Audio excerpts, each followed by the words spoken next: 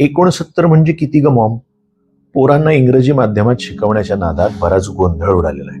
वेगानं पुढे जाण्याच्या नादात बऱ्याच गोष्टी मागं सुटल्या. पोरगं रांगत असतं तरच त्याला एबीसीडी शिकवलं जातं. पालक युट्यूबवर इंग्रजी पोएम ऐकवतात, जॉनी जॉनी शिकवतात. युट्यूबच्या चमच्यानं पोराच्या इवल्याशा पोटात इंग्रजीचा घास भरवतात आजकाल पालक. त्याच्या बशीत इंग्रजी पोएमची करंजी ठेवतात पालक. मग त्याला इंग्रजी शाळेत दिमाखात पाठवतात पालक. ख्रिसमसचा सांता क्लॉज बनणाऱ्या पोराला पोळ्याचा सजवलेला बैल माहिती नसतो. गहू कसा सोंगायचा, ढेप कशी टाकायची हे माहीत नसलेली ही नवी मुरमाड माती सुपीक म्हणून शिल्लकच राहिली नाही. कारण इथे उगवणारी पिकं घेणं आम्ही केव्हाच सोडून दिलंय.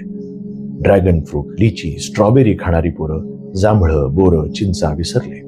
ब्रोकोली माहितीये पण ढेमसं माहीत नाही. ओट्स खातात पण बाजरीच्या भाकरीला तोंड लावत नाही. अरे बडबड गीतं मागे पडली, बोधकथा मागे पडल्या, आतपाव छटाक कळेनासं झालं. गरिबीचा चटका, संघर्षाच्या घटका, पराभवाचा फटका माहीत नसल्यामुळे संवेदना बोथट बनलेला समाज पुढ्यात वाढवून ठेवला आपण. शिकवा इथल्या मातीचं गाणं, तेव्हा त्या मातीशी इमान पण सोडलं जाईल. इथल्या जमिनीत उगवणारी गाणी, गप्पा, गोष्टी पडू दे की त्यांच्या कानावर.